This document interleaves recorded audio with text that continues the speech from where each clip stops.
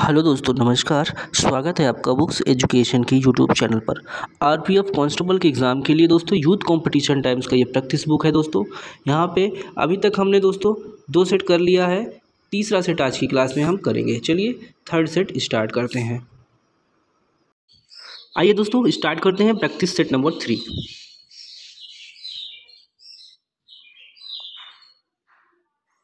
Okay, question number 1 आपके सामने आ चुका है। देखिए, पत्थर की बनी नृत्य करते हुए पुरुष की मूर्ति नटराज किस स्थान पर पाई गई थी? ऑप्शन आपके सामने है दोस्तों, कमेंट करिए। यहाँ पे सही ऑप्शन हो जाएगा सी, ठीक है, हड़प्पा। सैंधो स्थल दोस्तों बोल सकते हैं हड़प्पा, ठीक है। चलिए क्वेश्चन नंबर 2 है, इनमें से कौन सा शब्द सामान्यतः एक बौद्ध मठ को संदर्भित करता है जिसमें बौद्ध भिक्षु रहते हैं? Right answer Vihar, A option correct हो जाएगा। तीसरा प्रश्न है, प्रारंभिक चेर वंशी राजाओं ने किन राज्यों पर शासन किया था? इसका ऑप्शन होगा दोस्तों तमिलनाडु और केरल। देखिए बढ़िया क्वेश्चन है। रिहला नामक प्रसिद्ध पुस्तक निम्नलिखित में से किसके द्वारा लिखी गई है, जिसमें 14वीं शताब्दी में भारतीय उपमहाद्वीप के सामाजिक और सांस्कृतिक जीवन के बारे में अत्यंत समृद्ध और रोचक वर्णन है? बताइए, रोचक वर्णन है। ए हो जाएगा दोस्तों इब्न बतूता। रिहला नामक पुस्तक किसके द्वारा लिखी गई? Ibn Battuta. क्वेश्चन नंबर 5 है, डैश ने कई विश्राम गृहों, मस्जिदों और सड़कों के नेटवर्क का निर्माण किया जिसमें जिसमें grand trunk road, GT road भी कहते हैं, ठीक है, सबसे प्रसिद्ध माना जाता है? ऑप्शन ए हो जाएगा सम्राट शेरशाह सूरी। क्वेश्चन नंबर 6 है, लाहौर और कश्मीर में स्थित शालीमार गार्डन किस, या कह सकते हो किसके शासनकाल में कालीन वास्तुकला कलाकृतियां हैं? मुगल, ब्रिटिश, दिल्ली सल्तनत, सिख। राइट आंसर होगा दोस्तों मुगल कालीन, ठीक है, मुगल कालीन वास्तुकलाकृतियां हैं। हैदराबाद के अंतिम निजाम शासक कौन था? ऑप्शन सी होगा मीर उस्मान अली खां। 8वां है, मोपला विद्रोह किन वर्षों के बीच हुआ था? मोपला विद्रोह दोस्तों 1921 और 22 के बीच हुआ था। सीधी कार्रवाई दिवस, डायरेक्ट एक्शन डे की घोषणा किसने की थी? ऑप्शन ए हो जाएगा मोहम्मद अली जिन्ना। 10वां है, समष्टि यानी माइक्रो इकोनॉमिक्स को निम्न में से किस रूप में परिभाषित किया जा सकता है? इसका ऑप्शन डी होगा दोस्तों, डी देखेंगे हम।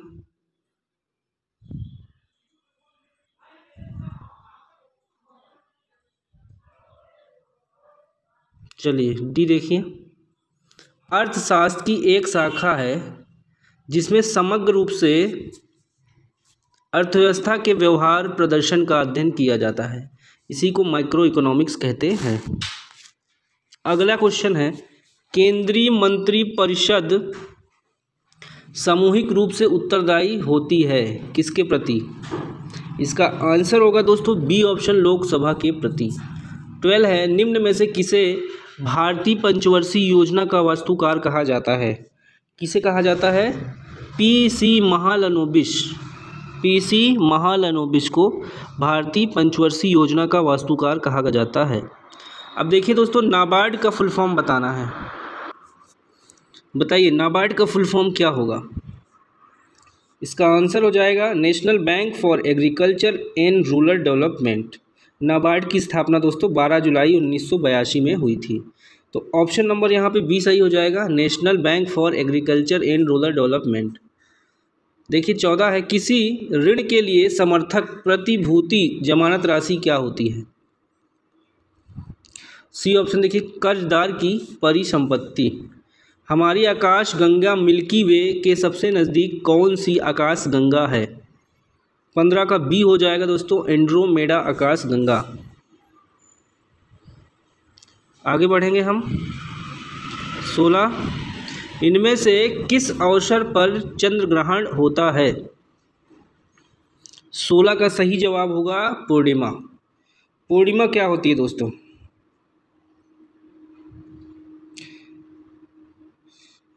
देखिए, जब सूर्य और चंद्रमा के बीच पृथ्वी आ जाती है तब सूर्य का प्रकाश चंद्रमा तक नहीं पहुंच पाता, तथा पृथ्वी की छाया के कारण चंद्रमा पर अंधेरा छा जाता है।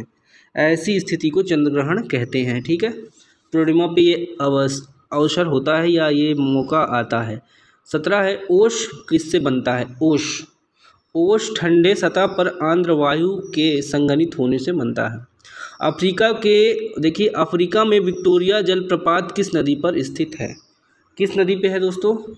जाम्बेजी नदी। 19 है, निम्नलिखित में से कौन सा देश क्षेत्रफल के अनुसार सबसे छोटा है? सबसे छोटा है बताइए, इन चारों में से सबसे छोटा है क्षेत्रफल में भारत। चलिए 20, एकमात्र भारतीय राज्य कौन सा है जिसकी सीमा सिक्किम राज्य से जुड़ी हुई है? तो पश्चिम बंगाल हो जाएगा। 21 है, हिमालय पर्वतमाला का वह हिस्सा जो तीस्ता और दिबांग नदी के बीच स्थित है उसे किस रूप में जाना जाता है? A option Assam Himalaya. क्या होगा? असम हिमालय। क्वेश्चन अगला है हमारा 22, निम्न में से कौन सा ब्रह्मपुत्र नदी का उद्गम स्थल है? तो मानसरोवर झील। 23 है, अलमट्टी बांध का निर्माण किस नदी पर किया गया है? 23 का आंसर सी हो जाएगा, कृष्णा नदी पर। दोस्तों 24 है, निम्न में से देखिए, निम्न में से किस राज्य में सबसे बड़ा कोयला भंडार है? बताइए, किस राज्य में सबसे बड़ा कोयला भंडार है? इसका आंसर हो जाएगा झारखंड। ठीक है, झारखंड में दोस्तों 24%, 25 कह सकते हैं, पूरे भारत का 25% से अधिक कोयला भंडार है। उड़ीसा में इससे कम है, फिर छत्तीसगढ़ में 20%, पश्चिम बंगाल में लगभग 10%। झारखंड में दोस्तों अगर बात किया जाए, झरिया में जो है बहुत अधिक मात्रा में कोयला होता है, प्राप्त होता है। 25 है, निम्न में से भारतीय संविधान का कौन सा अनुच्छेद कार्यपालिका से न्यायपालिका के पृथक्करण से संबंधित है? इसका ऑप्शन ए हो जाएगा 50। 26 आइए,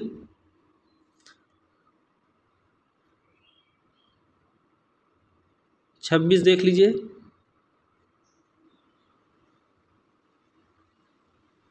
भारतीय संविधान के किस अनुच्छेद के तहत सार्वजनिक नियोजन के मामले में अवसरों की समानता की गारंटी प्रदान की गई है? बताइए, किस अनुच्छेद में है अवसरों की समानता सार्वजनिक नियोजन में? किस अनुच्छेद में बताया गया है? इसका आंसर होगा दोस्तों ए ऑप्शन, अनुच्छेद 16 में सार्वजनिक रोजगार के अंतर्गत दोस्तों समानता की बात की गई है। ठीक है, इसमें जो है धर्म, जाति, लिंग, जन्म स्थान, मूल वंश के आधार पर भेदभाव को रोकता है। 27 है, समाज के आर्थिक रूप से कमजोर वर्गों विशेषकर अनुसूचित जातियों, अनुसूचित जनजातियों के शिक्षण, आर्थिक हितों का संवर्धन निम्न में से किसके अंतर्गत आता है? इसका ऑप्शन सी होगा, राज्य के नीति निर्देशक तत्व के।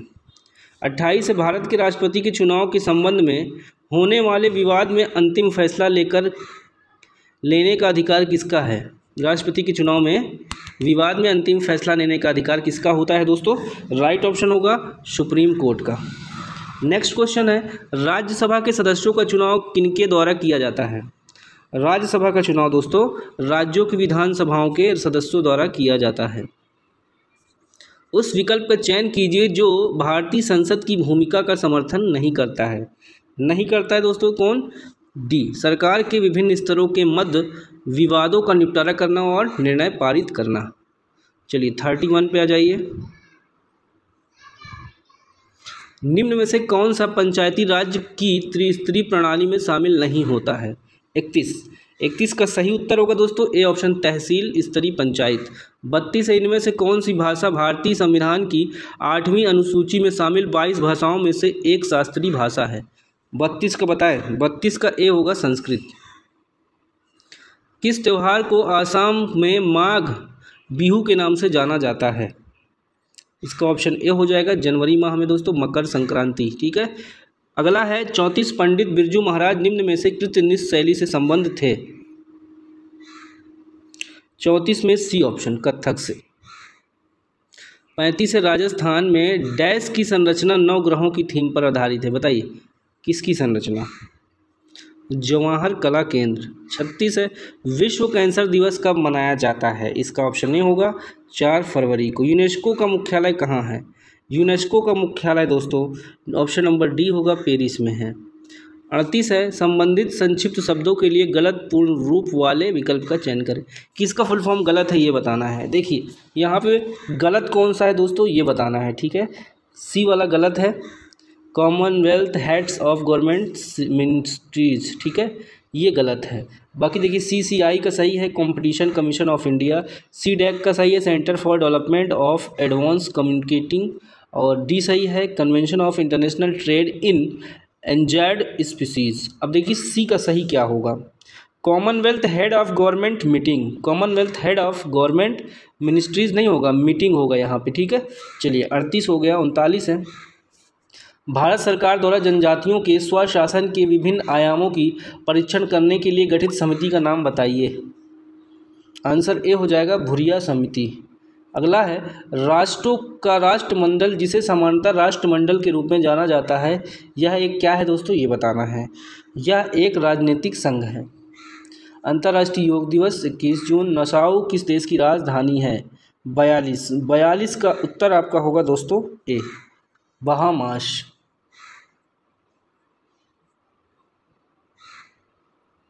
चलिए 43 पे आएंगे, रेडियोधर्मिता की SI इकाई क्या है। इसका आंसर ए हो जाएगा, बेकुरल, ठीक है। क्यूरी किसका है दोस्तों, क्यूरी बताइए। अगला क्वेश्चन है 44, एक सॉफ्ट की आवर्तन गति को निर्धारित करने के लिए किसका इस्तेमाल किया जाता है। बी ऑप्शन सही है, टैकोमीटर। गुरुत्वीय जी का कारण त्वरण कितना है बताइए। आंसर डी होगा, Gm/r², G1। चलिए दोस्तों आगे, एवोगाड्रो संख्या Na का अर्थ क्या है। 46, इसका अर्थ क्या है दोस्तों, इसका अर्थ देखिए बी, किसी वस्तु के 1 ग्राम परमाणु में परमाणुओं की संख्या। अब है 47, 150 ग्राम पानी में 50 ग्राम चीनी घोलकर बनाए गए विलयन में मास प्रतिशत के जरिए मास का सांद्रण कितना % होगा। कितना होगा दोस्तों, इसको जोड़िए, ठीक है। उसके बाद 200, विलयन का द्रव्यमान दोस्तों 50 है, बनेगा विलयन का कुल द्रव्यमान 50 और ये 150 200 हो जाएगा, ठीक है। और विलयन का द्रव्यमान क्या है दोस्तों, हाँ विलयन 50 हो जाएगा, ठीक है। इंटू 100 करेंगे तो 25% आ जाएगा। 50/200 इंटू 100 करेंगे तो 25% आएगा, ठीक है। फार्मूला आपको हम PDF प्रोवाइड कर देंगे। देखिए निम्न में से किसमें सहसंयोजी बंध नहीं होंगे। 48 का ये हो जाएगा, मैग्नीशियम क्लोराइड में। 49 निम्न में से किस प्राणी ऊतक में चपटी कोशिकाएं होती हैं। 49 का सी हो जाएगा, सल्की उपकला में। 50 निम्न में से कौन सा पशु ऊतक प्रकार नहीं है। 50 का आंसर डी होगा दोस्तों, 50 का ए होगा, ठीक है। मेरिस्टेमेटिक ऊतक, मेरिस्टेमेटिक ऊतक शरीर में दोस्तों जो है ये ऊतक होता है त्वचा पर। चलिए इस तरह से दोस्तों तीसरा सेट हमने कर लिया है जीके का। मैथ और रीजनिंग की टेंशन मत करिए दोस्तों, आप अपनी बुक से करते रहिए, बाद में हम प्रैक्टिस कराएंगे, ठीक है। अभी डेट भी अनाउंस नहीं हुई है। हमारा टारगेट होगा दोस्तों 10 दिन में पूरा चैप्टर से हम कॉन्सेप्ट आपका क्लियर कर देंगे, ठीक है। धन्यवाद।